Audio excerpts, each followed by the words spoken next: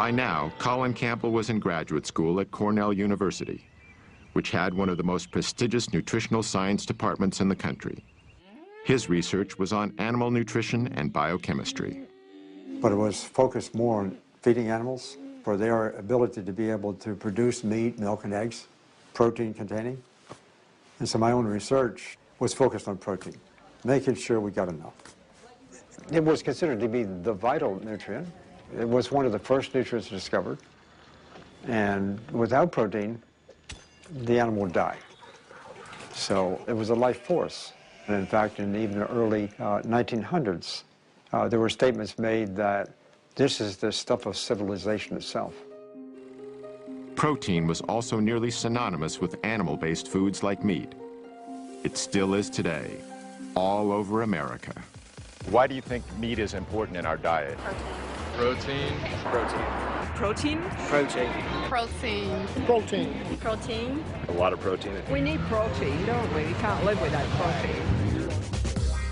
The idea that plants had protein also didn't come into play until maybe the late 1800s, early 1900s, and then it struggled through the years. No matter what source the protein came from, in the late 1950s, most scientists believed the world needed a lot more of it. We had a lot of starving and malnourished children in the world. And so in my community, in the nutrition community, there were discussions about why so, what could be done.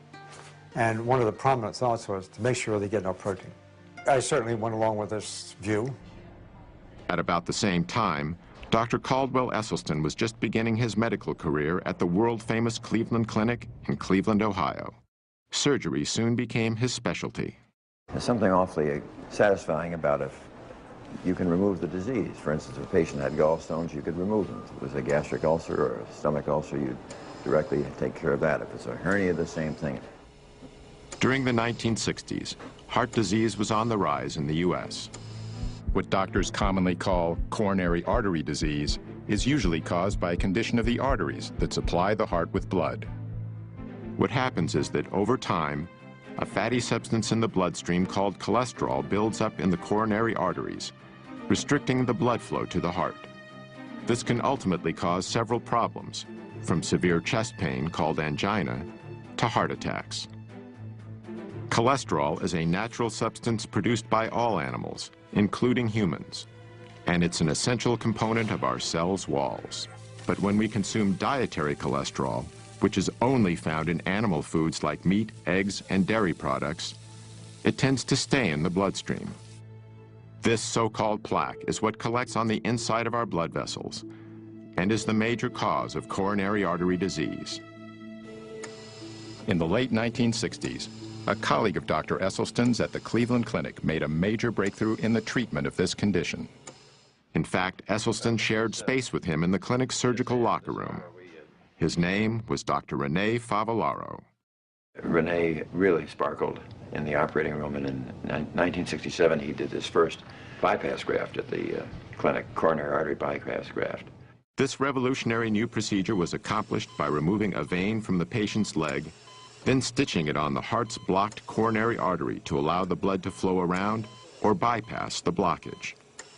Today, over 500,000 Americans go under the knife annually for heart bypass surgery, costing around $100,000 apiece.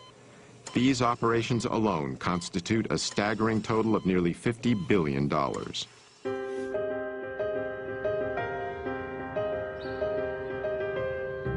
Joey Acoyne lives in Tampa, Florida, where he owns and operates a landscaping company. I tell everybody, the joke with everybody with me is, I don't eat to live, I live to eat. And my whole life, I ate whatever I wanted. In 2004, doctors discovered Joey had a dangerously high cholesterol level of 320 and a hazardous blood sugar level of 480. This not only made him a type 2 diabetic, but a prime candidate for a heart attack and a stroke. And this is my daily pill regimen. I got 2 pills I take for my diabetes, then I got 1 for cholesterol, 1 for high blood pressure, and then I take Byetta, which is an injectable medicine, every morning before breakfast and every night before dinner. And that's what I've been doing for almost 4 years now. and I know it makes me tired, and I just don't feel normal. I only sleep 4 hours a night or so. I just hate taking them.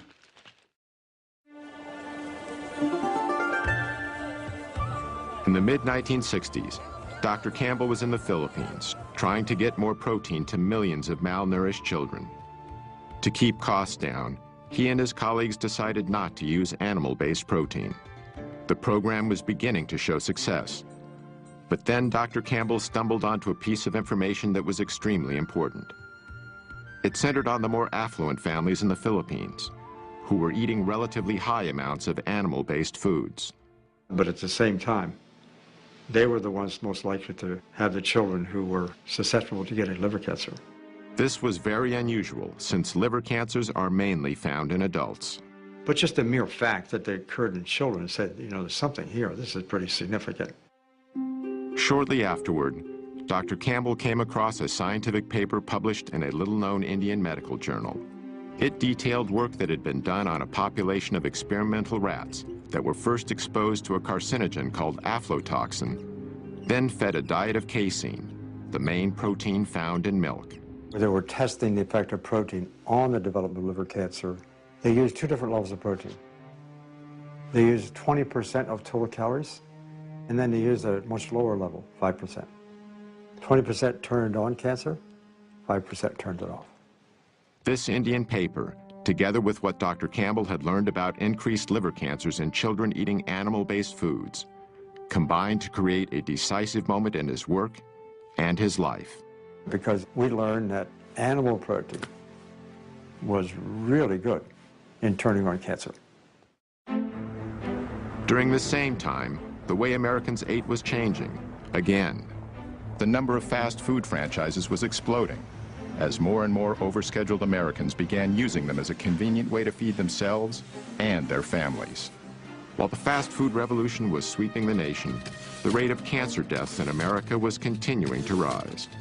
As a result, in 1971, President Richard Nixon initiated a program that was dubbed the War on Cancer.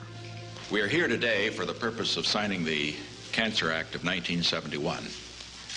And I hope that in the years ahead, that we may look back on this day and this action as being the most significant action taken during this administration. On the front lines of this new war was Caldwell Esselstyn. By 1978, he was chairman of the Breast Cancer Task Force at the Cleveland Clinic. Yet he soon began to doubt the medical procedures he was using. No matter how many of these operations I was doing for women for breast cancer, I wasn't doing one single thing for the next unsuspecting victim. So Dr. Esselstyn started investigating the global statistics on breast cancer. One of the facts he discovered was that the incidence of breast cancer in Kenya was far lower than it was in the United States. In fact, in 1978, the chances of a woman getting breast cancer in Kenya were 82 times lower than in the U.S. Dr. Esselstyn was even more surprised by the numbers he discovered for some other types of cancer. In the entire nation of Japan, in 1958, how many autopsy-proven deaths were there from cancer of the prostate? 18. 18 in the entire nation. That, to me, was about the most mind-boggling public health figure that I think I'd ever encountered. In the same year, the U.S. population was only about twice the size of Japan's, yet the number of prostate cancer deaths exceeded 14,000. Dr. Esselstyn also discovered that in the early 1970s, the risk for heart disease in rural China was 12 times lower than it was in the U.S. And in the highlands of Papua New Guinea, heart disease was rarely encountered. The link he noted between all the areas he studied was simple.